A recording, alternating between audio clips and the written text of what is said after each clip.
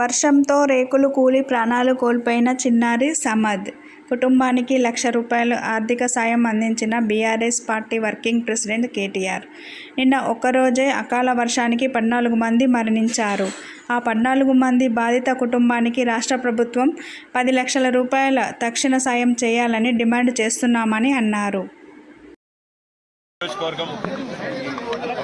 డివిజన్లో సాయినగర్ యూత్ కాలనీలో నిన్న ఏదైతే అకాల వర్షం అదేవిధంగా గాలి దుమారం వచ్చిందో ఆ ఘటనలో మరి ఇక్కడ ఇద్దరు దురదృష్టవశాత్తు ఒక 51 ఏళ్ల ఒక అడ్వకేట్ గారు అదేవిధంగా ఒక 3.5 సంవత్సరాల వయసు గల ఒక బాబు నిద్రపోతున్న బాబు ఇద్దరు కూడా దురదృష్టవశాత్తు మరణించడం జరిగింది.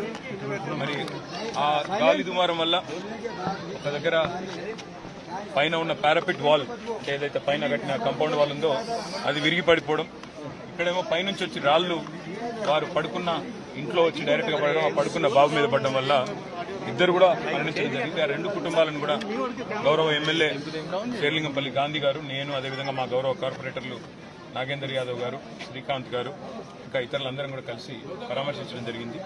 మరి గౌతమ్ గారు ఇంకా అందరితో కలిసి పరామర్శించడం జరిగింది. ఆ కుటుంబాలకు తక్షణ సాయం కింద మా పార్టీ తరఫున ₹1,00,000 వారికి సాయం కూడా చేయడం జరిగింది. రాష్ట్ర ప్రభుత్వాన్ని మేము చేసే డిమాండ్ ఏమంటే, మీరు ముఖ్యంగా వర్షాకాలం ప్రారంభం కాకముందే ఇలాంటి సంఘటనలు ఏవైతే జరుగుతూ ఉన్నాయో, నిన్న ఒక్క రోజు దాదాపు రాష్ట్ర వ్యాప్తంగా 14 మంది మరణించారు. ఈ 14 మందికి కూడా తప్పకుండా రాష్ట్ర ప్రభుత్వం వెంటనే స్పందించి ఒక్కొక్కరికి ₹10 లక్షల చొప్పున మరి వారి మరణించిన కుటుంబాలకు తక్షణ సాయం చేయాలని, ముఖ్యంగా హైదరాబాద్లో దాదాపు 1,00,000 డబుల్ బెడ్రూమ్ ఇళ్లు మేము కట్టి అందులో ఒక 60,000 దాకా కేటాయించున్నాం. ఈరోజు ఇక్కడ ఏ కుటుంబాలు అయితే నిర్వాసితులైనారో వాళ్ళకు వెంటనే ఆ డబుల్ బెడ్రూమ్ ఇల్లు కూడా కేటాయించాలని చెప్పి వారు కోరుతా ఉన్నారు. ఎమ్మెల్యే గారు కూడా వెంటనే ఈ విషయంలో మరి జీహెచ్ఎంసీ కమిషనర్కి, జోనల్ కమిషనర్ కూడా కలుస్తారు.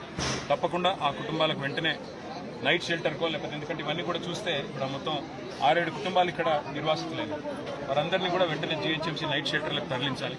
అదేవిధంగా ఆ కుటుంబాలకు డబుల్ బెడ్రూమ్ ఇల్లు కూడా ఇచ్చి ఆల్రెడీ రెడీగా కట్టి ఉన్నాయి, అవి కూడా ఇచ్చి వారిని ఆదుకోవాలని చెప్పి కూడా మా పార్టీ తరఫున రాష్ట్ర ప్రభుత్వాన్ని డిమాండ్ చేస్తూ, మరి ఈ కుటుంబాలకే కాదు మిగతా కుటుంబాలకు కూడా తప్పకుండా మా పార్టీ తరఫున మా కార్యకర్తలు, మా నాయకులు ఎక్కడి వారు అక్కడ అండగా నిలబడతారని చెప్పి కూడా తెలియజేస్తూ, మరణించిన కుటుంబాలకు మా పార్టీ తరఫున మా నాయకులు కేసీఆర్ గారి తరఫున తీవ్రమైన సానుభూతిని, సంతాపాన్ని తెలియజేస్తూ వారి ఆత్మలకు శాంతి చేకూరాలని కోరుతూ, వారి కుటుంబానికి మనోధైర్యం కూడా భగవంతుడు ప్రసాదించాలని కోరుతున్నాను.